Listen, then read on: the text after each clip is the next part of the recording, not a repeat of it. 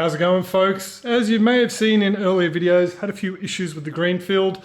Basically broke off a stud on the starter motor when I needed to change the little cog at the top that drives the gears on the starter.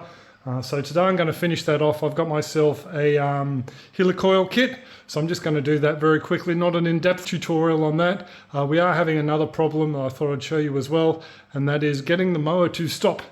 So I've had a bit of a search online and found a bit of a remedy for that. So I'll stop nattering on. I'll quickly do the helio coil and put the starter back on, and then we'll play around with the braking issue we've got. So as I said, I had a bolt break off when I tried to take off the starter motor.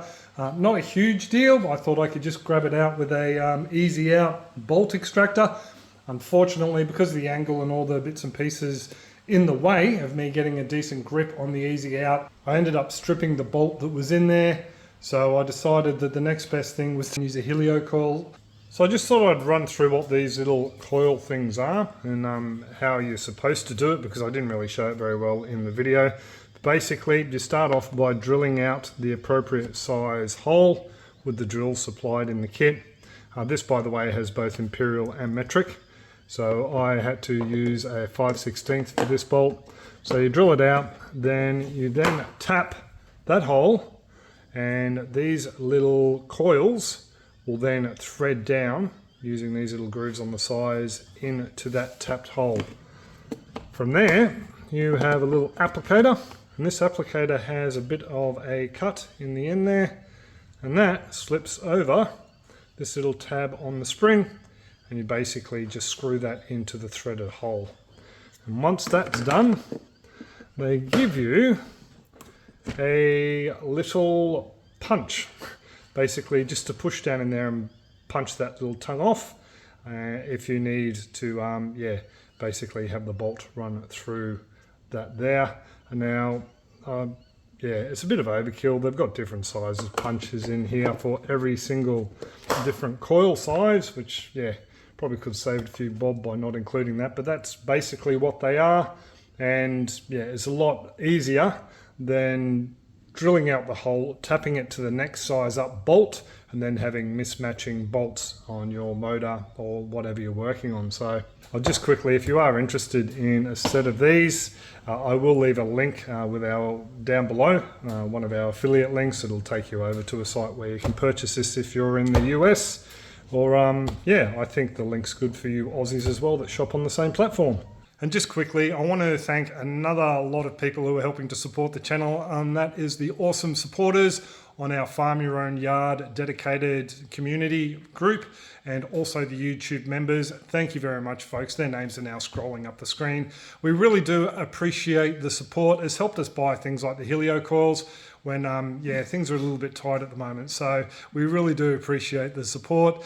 Coming on down the line, there will be more aquaponic videos. So you folks who are hanging out for the aquaponics videos, just keep an eye out in your notifications. And when the videos pop up, click on them then. We don't expect everyone to hang around for the farm stuff that aren't interested. But for the meantime, thank you very much to those folks who are continuing to stick around and support us. Bianca and I really do appreciate it.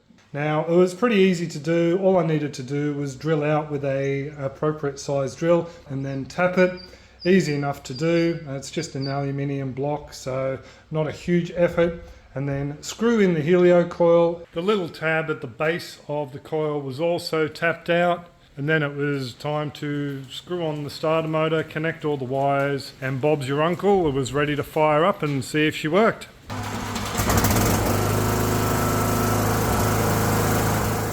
So there you go. I will give you another look at installing a helio coil if I get a situation that's a lot easier to film.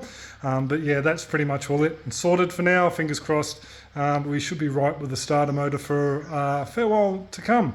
Now to the other issue we have, which is the mower not braking when it should. So as you can see, the mower doesn't exactly want to react swiftly to forward and reverse.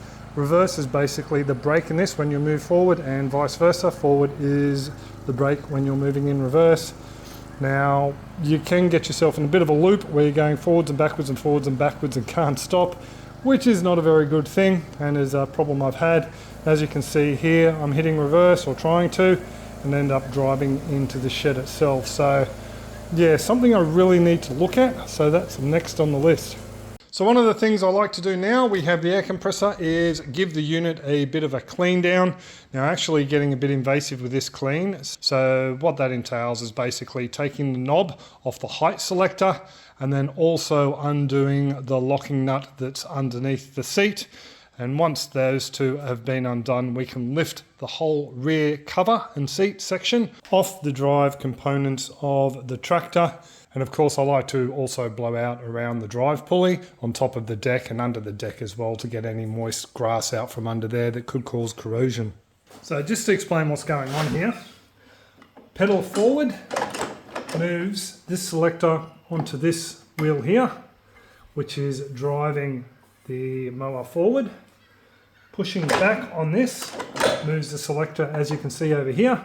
So this pulley is going around here and then back. So when it hits here, it's going in reverse and reverses the lawn tractor backwards. So these linkages really need to be well lubricated. So the main linkage is here, and that's what moves this bar forwards and backwards, which in turn moves this bar over in the end, left or right, onto reverse or forward. So we're going to hit everything with a decent splashy WD-40.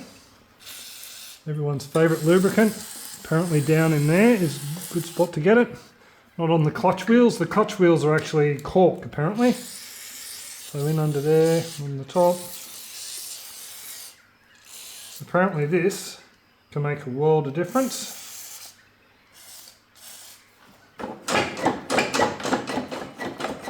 Just checking underneath where this main linkage comes through to see what's... Well, it's not really hitting anything there. There's a little bit of grass under there, but nothing much.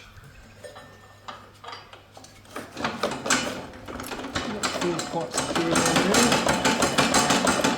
there. So we'll fire that up again and we'll see how that's going. So I'm pretty happy with how that worked. While she's not stopping on a dime, it's far better than it was before. I feel a lot better about mowing down around the dams and things like that. So later on today, I'll take her out for a bit of a spin and see if we can do half the yard. So there is one more issue that I'm having with the mower, even though the starter cog here has been replaced, is that there appears to be a worn section underneath here. So what happens is when the starter motor fires up, this flies up, engages with these teeth here and spin the motor to start it. Now, I think what's happened is some of these teeth in some section have been worn. I go to start the mower and that just spins. So what I need to do is just advance this to a section where the teeth are looking a lot better and then fire up. Hopefully we got it in the right spot.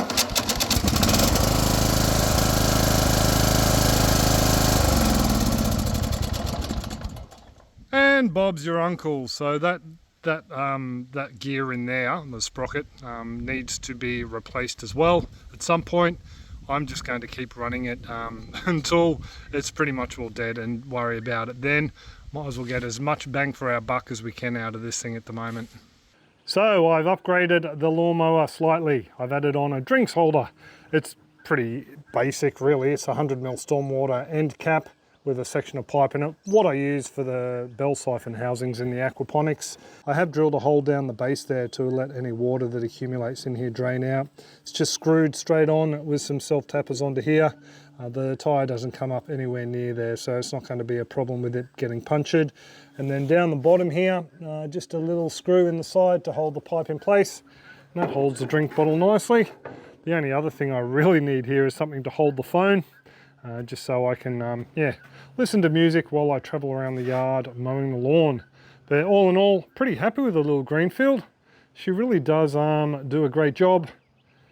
And there's Jack hamming it up for the camera. So yeah, both Bianca and I are really happy with the Greenfield. We would definitely buy another one. The only reason we bought the Husqvarna first was that was all that was available when we bought it at the time. It had been a very wet year and there was virtually no second-hand ride-on lawnmowers around. So knowing what we know now, we would have bought a Greenfield, but at the time we thought it was a good buy from what other folks had recommended. I had seen these come up again Unfortunately, they are Australian made, so you won't find them overseas, I don't think. So yeah, we have seen others come up and they've started to make parts for them again, the older models, not that the models really changed that much over the years. So we are looking at a bit of an upgrade, basically a larger deck. I think it's a 42-inch deck that's available, a fabricated one, whereas this one I think has only got about a 32-inch or a 34-inch deck. So that's one thing we're looking at, and possibly even putting the Husqvarna motor in here. It's a 21 horsepower Vanguard, and I have been told by a mechanic that it should fit straight in here. So once this motor goes, we've got a replacement motor for it, and it's going to have a few extra horsepower with it as well. So we are having a few issues with the Ford 2110 tractor. We're having power steering issues with that, but yeah, I'll cover that in another video. If you want to look at it, let us know in the comment section down below, and I'll look at doing a bit of a video running through the issues we're having with that. But that's pretty much all it for this video. I do hope you're all well and happy, and your own farms, aquaponic systems and gardens are growing along beautifully. And I, and hopefully Bianca, will catch you next video. Cheers all, and have a top one.